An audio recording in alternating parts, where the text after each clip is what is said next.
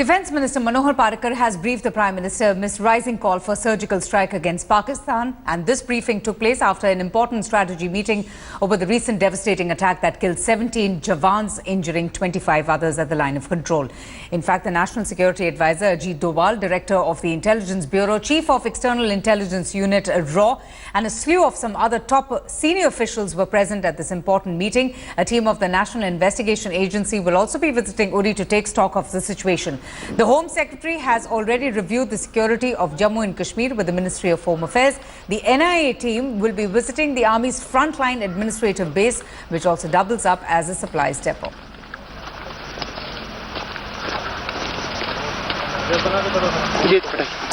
India Today's executive editor Gaurav Sawant joins us for more on this. Gaurav, the Prime Minister had repeatedly criticized the government of his predecessor of being soft towards Pakistan. There's a growing clamour now that enough is enough, and repeatedly India has extended and has offered their hand for friendship, but this is how Pakistan repays. What do you think will change now post the Uri attack? Even as we speak, there is a very important meeting happening at the Prime Minister's residence. In this meeting, they're deliberating options that India can exercise and that India should exercise. Internal security, one aspect of it. Diplomatically, options for India is the second aspect of it. And military options are the third aspect that are being deliberated. Internal security, it's very important to strengthen internal security first, because you cannot be taking action against the adversary and have, your own flanks not covered.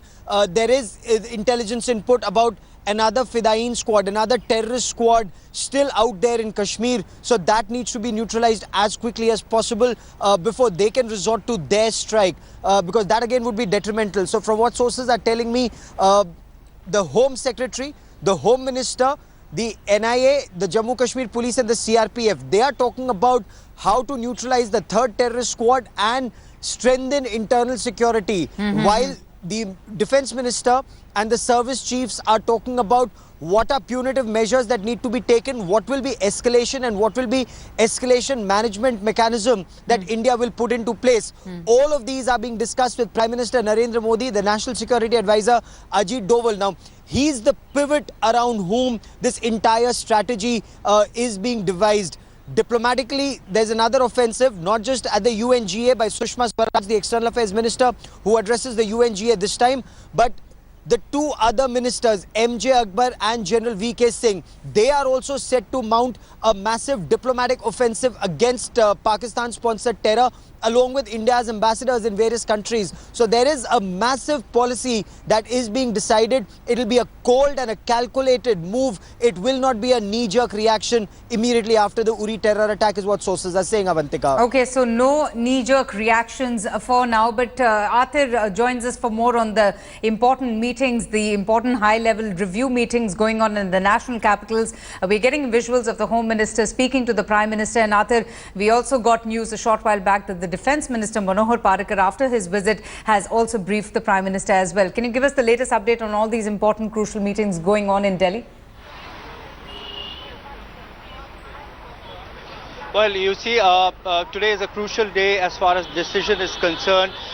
Today in the morning, Defence Minister Manohar Parrikar first briefed the Prime Minister on the developments which have happened, and thereafter Home Minister Rajnath Singh had taken a meeting where Defence Minister Jitendra Singh and top military commanders, external and internal intelligence chiefs were present. So that was an important meeting which happened at the North Block, and now as we speak here behind me at the 7 RCR, the Cabinet Committee on Security, all the top ministers are briefing the Prime Ministers on the various reactions which have taken place. You see, barring Sushma Swaraj, all other ministers are present here for this meeting, and now it's the call which the government has to take. It's the executive call. We know that the Prime Minister has given a very strong statement saying that the perpetrators of this attack will not go unpunished.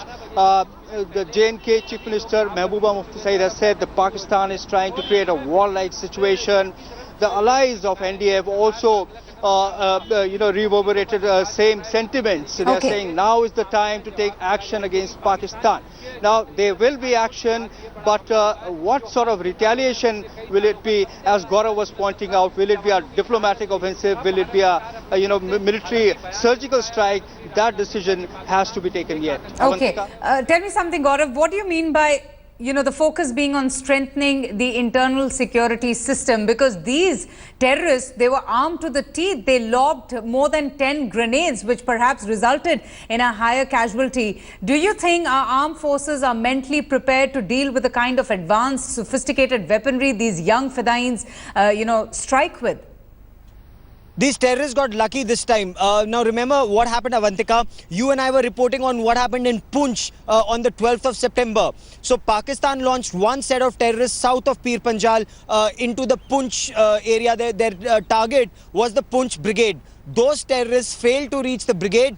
There was an encounter near the mini secretariat, quite close to the wall of the Poonch brigade. That is where 4 terrorists were neutralized. A map was recovered from them. It had the Poonch brigade marked on it. Similarly, another set of terrorists infiltrated north of Pir Panjal, and there, through the Haji Pir passes, what my sources are telling me, they succeeded in reaching not just Uri, but also the brigade headquarters location. That is where they attacked, the administrative base, the rear of one of the battalions that was deployed there. There was a changeover happening. What does this indicate? The terrorists have intelligence. They have adequate knowledge about movement of Indian Army troops, and they succeeded in launching an attack at a time when the forces were least prepared for it at that location. And that is how, with the kind of weapons they were carrying, the incendiary bombs that they were carrying, these are fire bombs. You put it on a tent and the tent catches fire. The phosphorus sets everything on fire. Unfortunately, most of our casualties were fire related. The soldiers who ran out of their tents or barracks were then gunned down by these terrorists. In retaliation, these 4 terrorists were killed. So yes, that goes on to show the kind of training, tactics and weapons these terrorists have. The security forces are well geared up. Now they have the orders. This is more an umbrella order that these security forces will be getting. There'll be a lot of changes in their tactics, training, surgical strikes, hot pursuit. Now, I don't mean that hot pursuit strictly across the line of control or wherever it is carried out. It depends on the forces. There will be an umbrella of secrecy around these operations, but a lot of new operations are likely to be mounted in the days and weeks to come. Oh, absolutely. And Atif, this attack that has been made in Uri is only going to, strain the bilateral relations between both the countries. There have been no progress, from Pakistan, most importantly, for any kind of normalization. How do you see the next coming days to be for both the countries? Well, absolutely. It's a very pertinent point which you have raised. India has extended a hand of friendship several times. The Prime Minister has visited Pakistan personally, and he's detoured. He's walked an extra mile to ensure that there is a good relation between the two countries. In fact, in his swearing-in ceremony itself, the Pakistan's Prime Minister was invited, but given despite all that, we have seen repeated violations, transgressions. We have seen Pathankot attack. We have seen a series of attacks which took place, and now the recent one in Uri goes on to show that the intention is not really good from the side of Pakistan. But India, on its part, has to look at the entire geopolitical situation. It has to take that call. It doesn't fall in the trap of Pakistan. We know that we have been pursuing a very active, relationship. India wants to have friendly relationships with the neighbor. But now is the time when a call has to be taken, and that is likely to happen in a few days' time. Absolutely. And Gaurav, I was just seeing the visuals of those family members, and so many family members who have lost their loved ones in recent attacks. There has been a spurt in cross-border terrorism. Pakistan has rejected the terror charges as being totally baseless. That's been, their standard line of defense. In fact, no proof has been standard argumented line of defense. Why should India now engage with Pakistan? It's not only the Prime Minister, even the Home Minister and the External Affairs Minister visited Pakistan recently. Spot on there. So this is where Prime Minister Narendra Modi's personal initiative it backfired. It did bring a lot of international recognition to the Prime Minister's efforts. But this is what India is telling the world. The Prime Minister's repeatedly tried in not just inviting Nawaz Sharif for his swearing in, but also dropping in at Lahore on Nawaz Sharif's birthday and trying to improve ties. But look at the pattern. There is a pattern to Pakistan attacks. As soon as Prime Minister was being sworn in, there was an attack at the Indian consulate in Herat. Then when the Prime Minister was sworn in, there were other terror attacks. When the Prime Minister went to Lahore, there was a terror attack at Pathankot. There was an attack in Jalalabad. There's been an attack in Pampur. A string of attacks on the Prime Minister's watch. And now the country is looking up to him that we've got a lot of very strong words. Will we see strong retaliation, whether it's diplomatic, whether it's economic, whether it's military, whether it's all of it put together to isolate Pakistan and to show a state sponsor of terror its place? Are these only words, or will actions follow in the times to come? This is perhaps Prime Minister Narendra Modi's biggest challenge yet. Absolutely. Gaurav and Arthur, thank you both for joining us. Well, we have exclusive pictures of the Fidain attack. These exclusive pictures that have been obtained by India today. These pictures are images of the dead attacker in an army fatigue. Yes, these terrorists, they came dressed in an army fatigue to attack. They came with packaged food supplies from Pakistan. In fact, all the arms and ammunitions and the magazines that have been recovered have Pakistan markings on them as well. Well, the pictures right now that we're showing you, okay, these are the pictures that I was talking about. The details of the food supplies with Pakistan marking just exposes Islamabad's role in the terror strike. Yet, Pakistan once again adopting that standard argumentative line saying, where's the proof? And here's all the proof for everybody to see. Shuja ul Haq joins us for the very latest. Shuja, we're seeing all the proof, and yet, Pakistan very conveniently denies its involvement.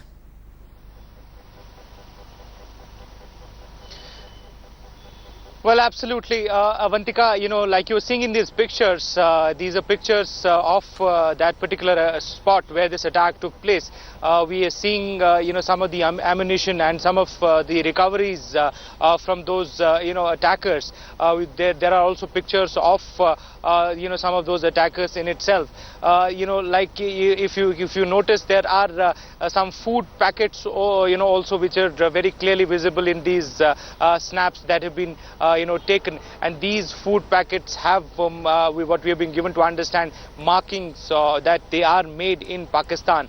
Yesterday, the top military officials have already made it very clear and made it public that the weaponry that was recovered also had markings that they were made in Pakistan. All of this has been communicated to the Pakistani officials, but like you were pointing out, it has always happened that in attacks like these, wherever there are there